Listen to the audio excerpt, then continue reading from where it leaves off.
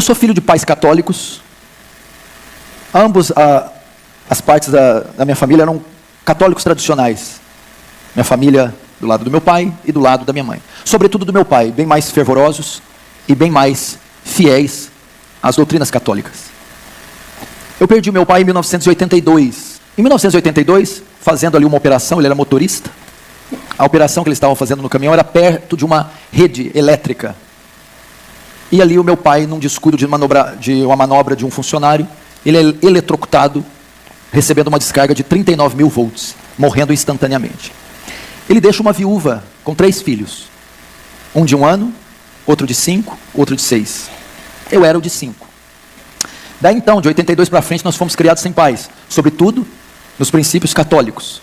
Primeira comunhão, crisma, todo aquele negócio.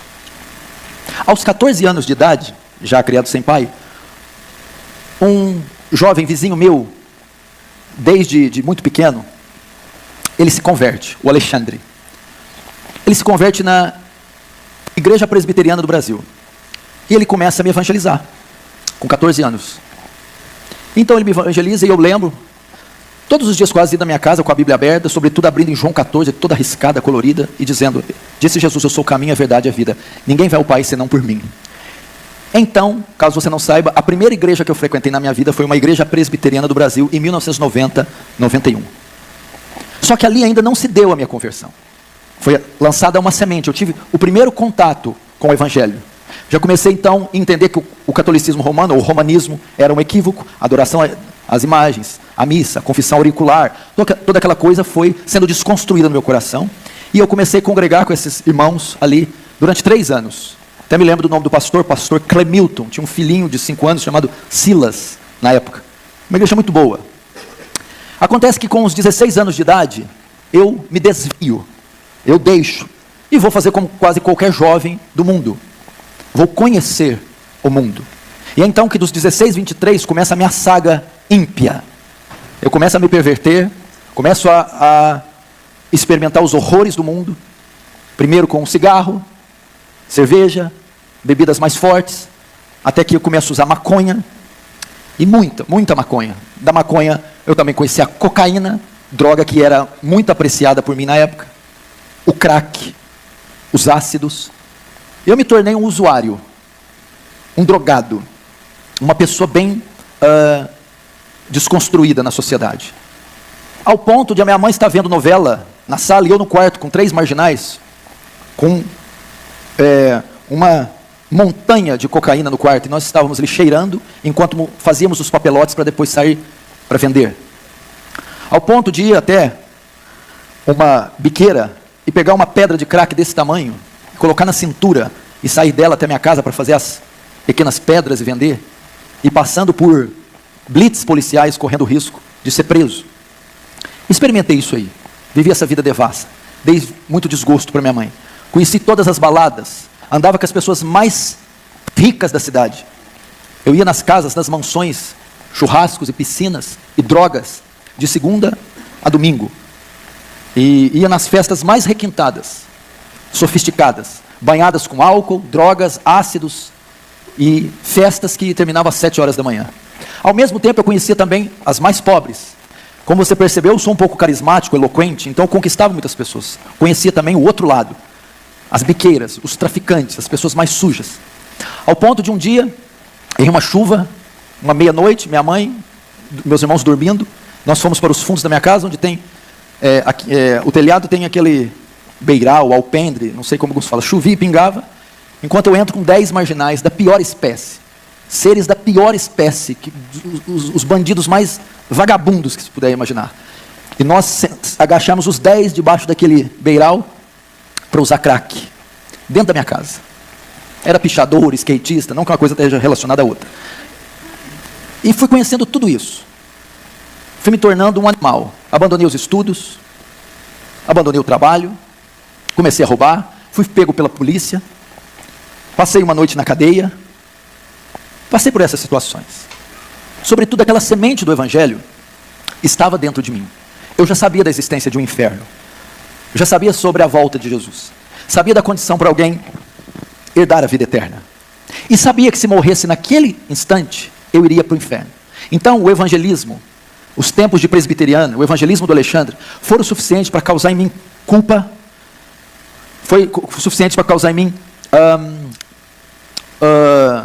noção da minha depravação, noção da necessidade de um Salvador, e as formas de ser salvo, não mais por obras, velas, procissões, missas, mas pela expiação feita na cruz. Sobretudo ainda não tinha dado a conversão. Então foram dos 16 aos 27 anos vivendo uma vida de crime, de uso de drogas, de pecados e urgias e de loucuras. Eu poderia estar hoje de duas maneiras. A minha condição hoje poderia ser estar morto ou preso.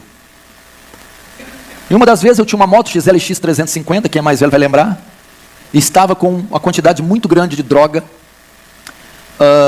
na cintura. Ia levar para um condomínio fechado alguns amigos ricos. Uma quantidade suficiente para comprometer bem a sua vida. E aqui indo de moto, eu passo uma avenida e está uma blitz policial com 30 viaturas. Na época era o tático, a D20. E eu passo para aquele corredor com 30. Homens com armas de alto calibre. Quando eu passo, nenhum policial olha para mim. Nada. Naquela hora, eu comecei a ver a misericórdia de Deus na minha vida.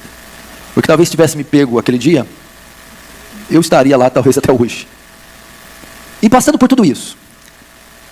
E o que aconteceu? Em um dia, saindo para uma festa de exposição agropecuária, que é comum nessas cidades do interior, onde fazem shows e tem bebida à vontade, nós íamos para uma dessas festas, numa sexta-feira à noite.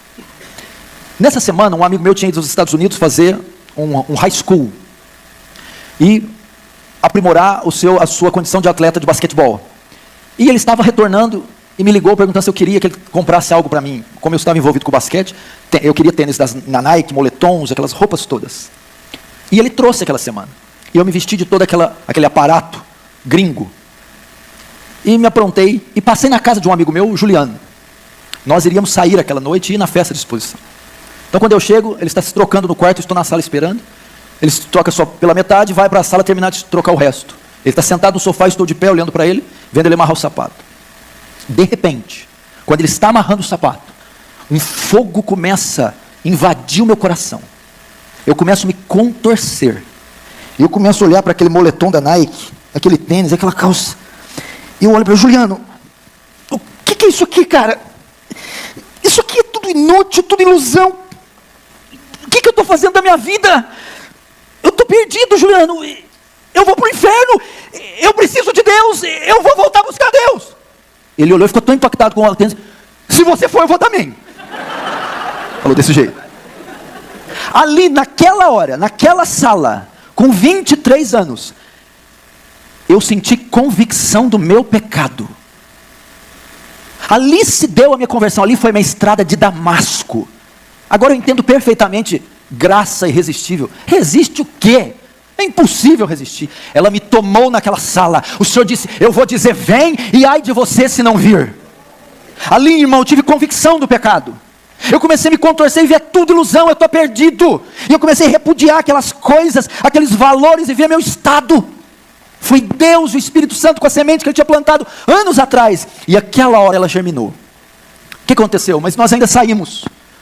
Estávamos tudo pronto, fomos para a festa. E aquela noite eu me lembro de não ter visto, ouvido nada. Eu fiquei como um zumbi o tempo todo. Voltei. Dormi. Sábado. O que eu fui fazer? O Alexandre. O cara que pregou para mim. Vou atrás dele. Alexandre, o que foi? Tem culto hoje? Eu quero ir no culto. Calma, o que aconteceu? Tem culto hoje, tem igreja. Eu quero ir, vamos. O azar é que não estava na presbiteriana mais.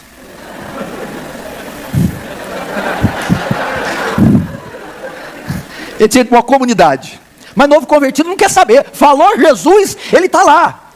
Irmãos, era um culto de sábado, muito comum, culto da mocidade. E ele disse, tem culto dos jovens, vamos. Eu fui. E faz 20 anos que eu nunca mais saí. Se deu a minha conversão. Eu comecei a ir. Nisso, e tem que ficar registrado, nesse pequeno desvio de 7 anos, o Alexandre nunca deixou de orar por mim. Nunca desistiu da minha vida. Nunca. E toda vez que ele me encontrava, eu corria dele, ele me barrava. Volta. Eu acho que ele nunca ganhou outra alma na vida, só ganhou eu. Mas veja só que obra Deus tem feito. E Ele vai receber o galardão por isso.